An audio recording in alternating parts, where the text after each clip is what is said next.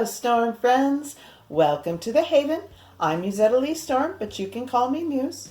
I apologize for the noises my sink is making in the background. It will not stop. I've been waiting almost 10 minutes now and it just won't stop. So I apologize for that noise.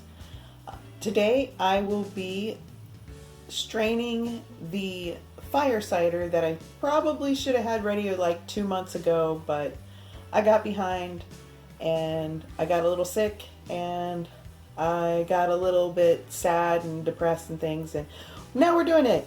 You know, it's November. November's halfway through, and so we're gonna go ahead and get this strained.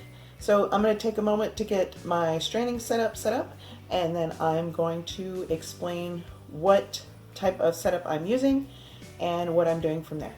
So keep on watching if that's what you're interested in. So to strain my fire cider, I'm going to be using a jelly strainer set, which is this right here. It has a cheesecloth type bag with a drawstring edge, so that way it hooks around here and it won't fall out. I'm not quite sure if I like this. You can obviously take just the stand portion here and use cheesecloth with any type of kitchen twine tied around the edge to make sure it doesn't fall. This is my first time using this. It doesn't go on a very large bowl. This is one of my smaller bowls. I have 2 larger bowls here set aside with some various other tools that I may need, like a canning funnel, a plastic ladle, and some tongs. My husband wanted me to save some of the peppers and garlics out of the fire cider, so I have 2 jars set aside, a large jar for the fire cider itself and a smaller jar for the pepper and garlic and a bit of the fire cider to keep them moist in that jar. If you are interested in getting your own jelly strainer, I purchased mine from the grocery store named Winco, and this is the brand. It's Nor Pro Jelly Strainer Set, and as you can see, it says right on here, ideal for straining homemade vinegar, jelly, juice, and soup stock. If you do not have a jelly strainer set, you can always use a colander with a couple layers of cheesecloth to make sure everything gets strained out properly, or you can just do multiple strainings to make sure everything is strained out as well. Whatever you decide to do, it's perfectly okay. I'll be back with you in just a few moments. Before we continue, I forgot to mention that for labeling purposes, I will be using some red and orange washi tape, or washi tape. I'm not really sure how that's pronounced, so apologies if I mispronounced it at all. I use these because they peel away clean and don't leave any sticky residue on the lids, as I've used them also on the fire cider fermenting labels as well. So, okay, I'm going to get started on straining this in just one moment. I'm going to refocus the camera, and hopefully I don't make a mess, as this is my first time trying these out. So I do have pickling weights in here, so I do have to remove those first.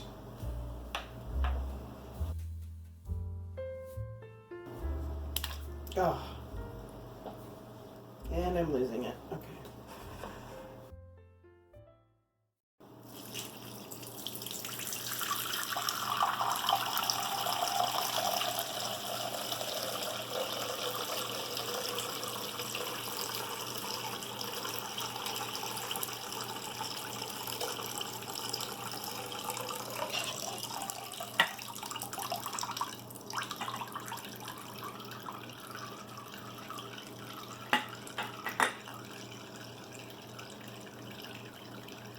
And there's the pickling weight. Here we go. There's the pickling weight. It's just a thick glass weight.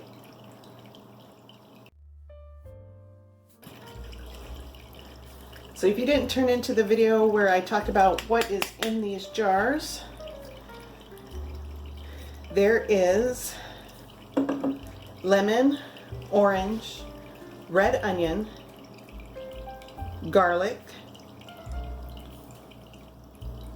various types of spicy peppers, daikon radish, ginger, crushed peppercorn.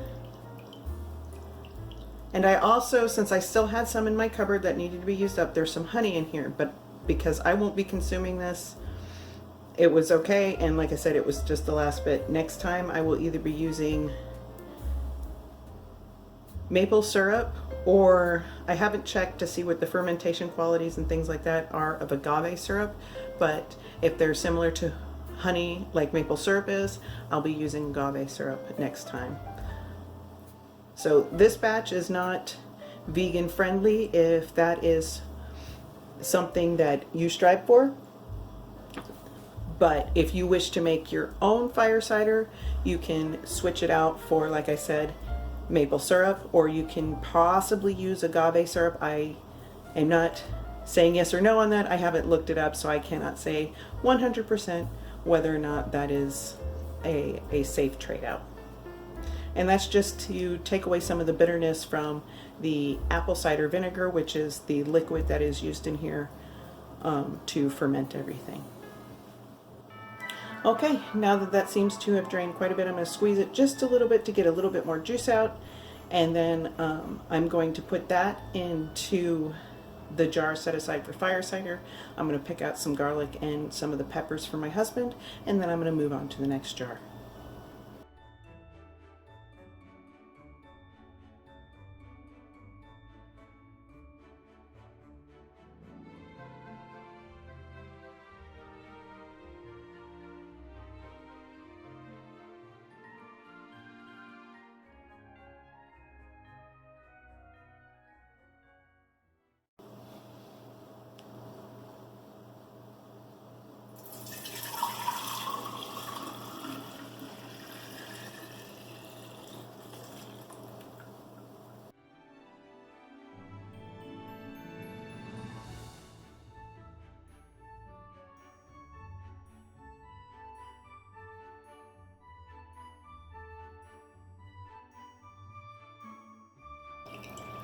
Fire cider is usually made as a home preventative to help with seasonal colds and illnesses that happen around winter time, though you can definitely use it year-round if you'd like to.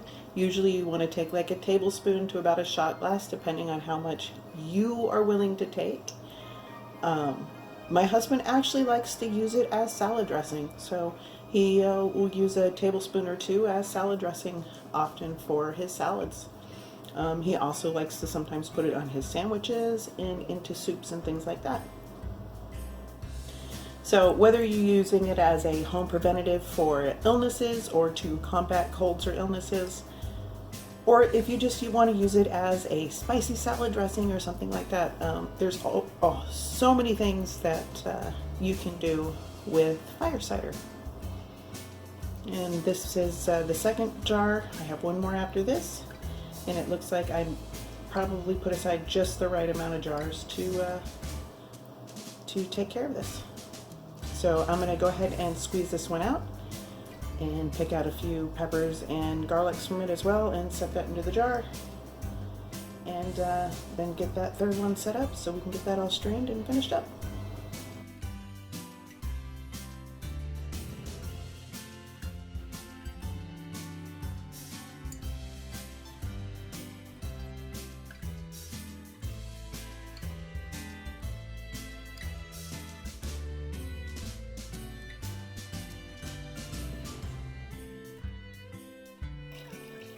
So I'm going to let that finish draining, and then I'm going to squeeze it a little bit. I'm going to pull out a couple of peppers and garlics, and then I'm going to go ahead and finish putting the vinegar into the jars and label them, and that'll be it. That'll be everything. It'll be ready to go. My husband can start having some of it tonight when he gets home from work.